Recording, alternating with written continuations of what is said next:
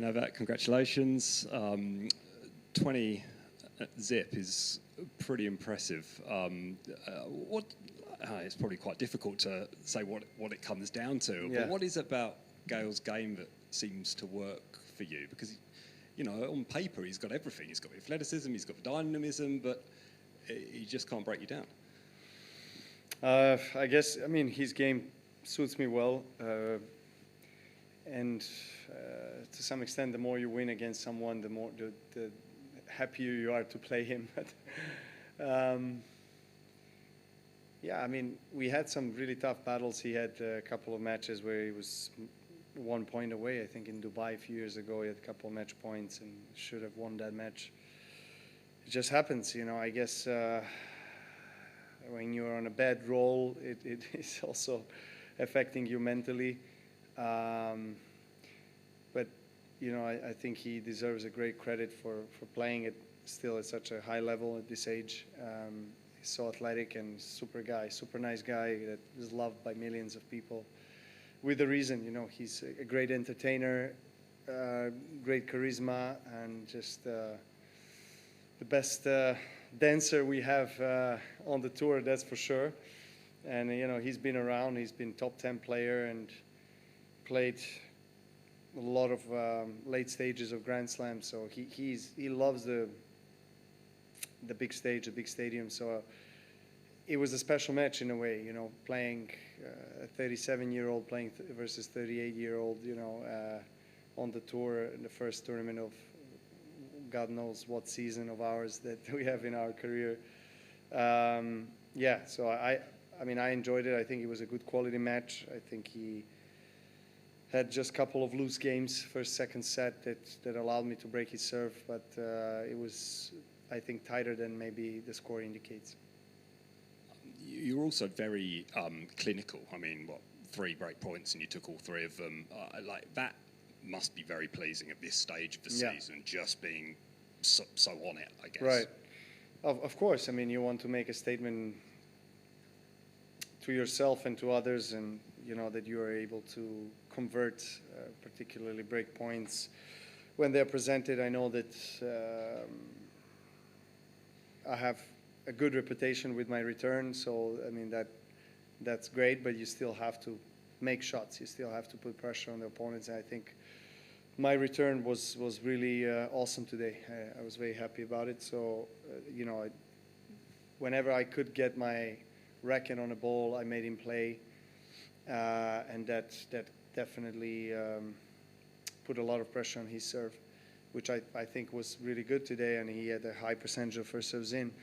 Going into quarters now versus Opelka, you know, one of the best servers in the game, great guy, again, someone that, you know, struggled with injuries in the last few years, but just awfully frustrating to play against, like Isner in his best days, you know, these guys like, you know, Betsy Pericard as well, another youngster, big guy, huge serve. You know, sometimes it's just, you're kind of more walking in the return games than you're actually playing, you know, and you have to get used to that.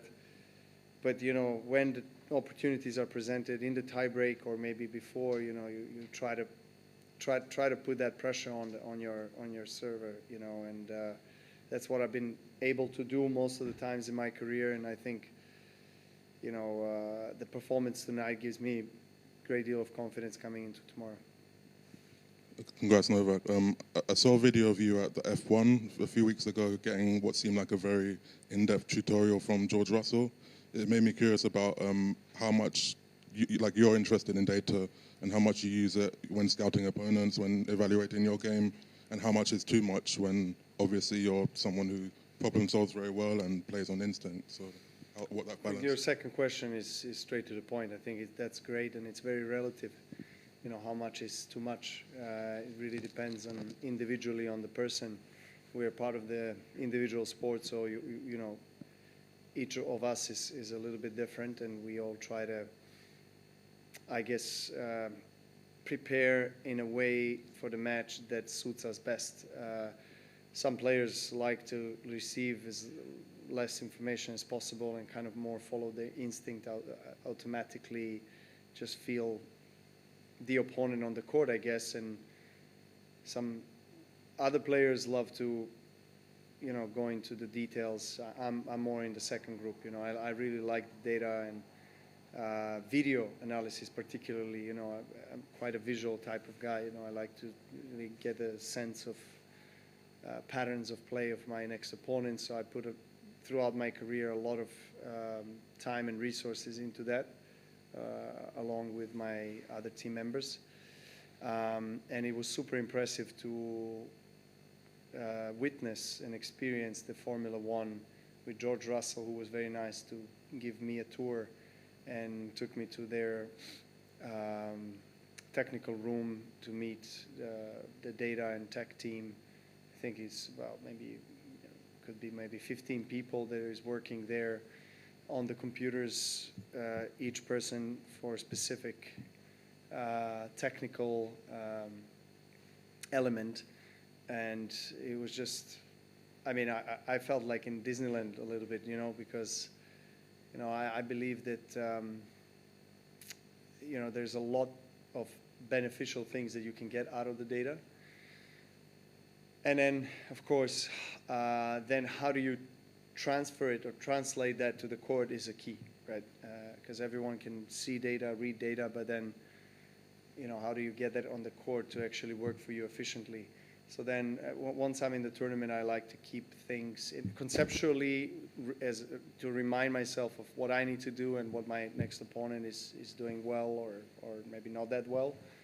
But then keep it more simple than comparing to the weeks prior to the tournament, where I really go and try to deconstruct, you know, my game, the game of the other players, and really look for the nuances that can help me get better. Yeah, go ahead. Was that something that you've always been interested in, or is that something that you've kind of grown to be? I have always been very interested in that. My first serious tennis coach and my tennis mother, as I like to call her, she passed away in 2012, but she taught me all the fundamentals of the right approach and the mindset to the tennis since a very young age. I think 8 or 9 years old, when I was a really young boy, she was taking me to her house after training sessions and between training session, tennis sessions in school, and I would be learning about the importance of listening to classical music, of the video analysis, of all these different things that at that time I didn't really understand much, but then I was following because, you know, of course I had to, and she, you know, I had tremendous respect for her. And then I learned later why that is giving me an incredible foundation. So I was always very analytical, and which I think also allowed me to endure so long at the top level. You know, because I'm always looking to improve my game. Because I know that not everyone, but most of the top guys who have aspirations to be the best, they're doing that, right? So they have big teams of people, and so I've, you know, never held back on investing in my team, investing in the technology that can, you know, help me be better. Novak, a bit of a light-hearted one. Hopefully you can confirm or deny for us. Social media loves a theory, and there's been a lot of talk around the Pikachu backpack that you rolled in on Saturday. Can you? We'll see. Is there anything to it? Can you say? I mean, obviously number 25 is Pikachu. Does it mean anything? Yeah, all I can say is that my kids, particularly my son, loves Pikachu. Yeah, so subtle subliminal messaging. So was it their bag or yours? It's his bag. It's his bag, but I was carrying it on my bag, going out from the airport. Very good. Had you seen what was being discussed? I have seen, yeah. It makes me laugh. I love it. Very good. And just wanted to ask one more around the prize money for tennis players, a bit more of a serious one. Nick Kyrgios has been active around. He doesn't think tennis players are paid enough. And in comparison to other sports, the stats are out there that it's a lower percentage that players in tennis get compared to athletes in other major sports. Does that need to change? What's your view on that, I guess, particularly from a PTPA viewpoint? Well, I'm just going to state the facts. It's not my opinion. The fact is that that's true, what he's saying. And, you know, pie split between the governing bodies in all American sports, major American sports like NFL, NBA, baseball, NHL, is 50% or maybe more, some less, but around 50%, and ours is way lower than that. So it is true, but obviously we have it's slightly it's quite different sport because it's international, it's played globally. We are under different rules and regulations of different countries and legislations and taxes and et cetera, et cetera. So and obviously each tournament is independently governing their own, prize money split, and then you have ATP and WTA, and then you have obviously Grand Slams that are separate entities. They can do whatever they like.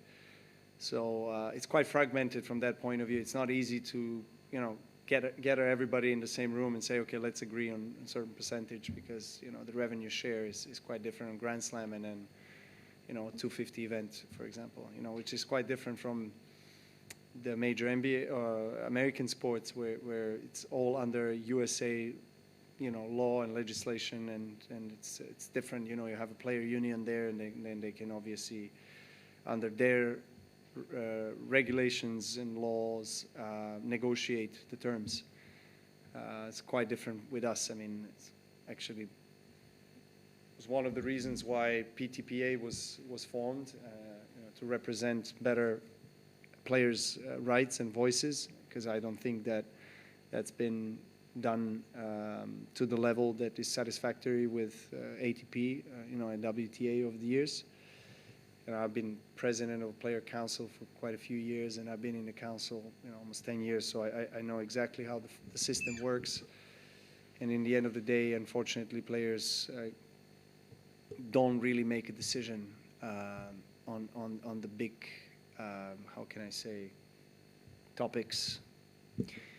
Even though when you look at the system, you'd say you have in the governing body of ATP on the board 3 player representatives, board representatives, 3 tournament board representatives, and then now you have CEO and president, but for most of the years you had the president that had the deciding vote, right? And then you would think that whatever player council decides, that the player board representatives would go on the board and vote for that, but that hasn't been the case always. So we have a problem there, and then we have a problem in the very, how can I say, structure of the ATP. Is that as players, we only have the 50% of that organization. So there's always, not always, but a lot of the times there was conflict of interest between tournaments and players, because we want a different thing, and we kind of are going, we are part of the same system, and we can't go without each other, but we're also oftentimes in a conflictual situations.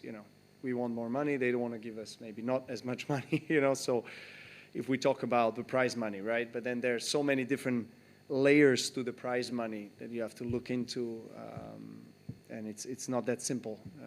But in essence, what Nick was talking about is true. If you see it from a kind of like a general overview of just the pure percentage that players are getting from the revenue share, is way lower than most of the other global sports, American sports particularly. Just one last question, please. Novak, you mentioned out there how important I think you said it was the first time your family had been with you down under. Like, in a way, can that be like a secret weapon for you in a way behind the scenes to get you playing your best tennis? I mean, how does that impact what you might achieve in this next month down here in Australia? As I mentioned on the court, it's the first time that my family comes with me, and my children, my wife, and I was actually a little bit surprised as well. My wife, said that she wanted to take the kids on the road and come to Australia. I wasn't expecting that, because I know that it's a long trip and school and everything. It's just it's many challenges that you have to face as a parent, and I'm doing my own thing here mostly. If I have a match day, I'm spending time getting ready for that match and everything. So obviously she has to take care of the kids, and she's here supporting me and trying to give me that love and energy that, along with kids, that I need to play my best tennis. So I hope, yeah, I mean, so far it's working very well. I mean, I'm feeling great on the court. I'm playing great. It allows me to, first of all, not feel the guilt that I'm so far away for such a long time, because I've been feeling that, I must admit, you know, when I would travel to Australia in the previous years, I would be away for whatever, 4 or 5 weeks, or, you know, and that every time you have to separate with your kids and your wife, it's, you know, there's a lot of tears involved, and it's not easy, and then you start to question yourself, why do I have to do it over and over again? So this makes it so much easier for me, obviously, knowing that going back home now, they're going to be there waiting for me. So I'm more motivated. I'm also more calm, more serene. I spend great quality time with them, and it allows me also to kind of not think about tennis 24/7, to have, you know, time where I can just release the tension and be really involved in their time. So it's a great balance so far, and you know, kids have been enjoying the tennis tournament. They know a few players they like to watch, and yeah, so it's been great. Thank you. Thank you very much, everyone.